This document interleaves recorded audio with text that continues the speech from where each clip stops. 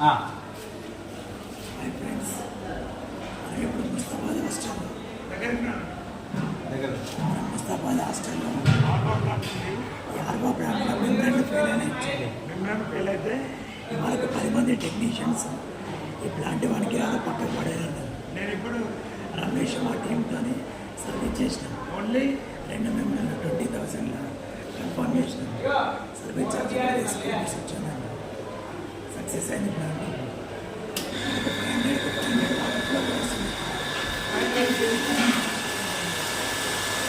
Super.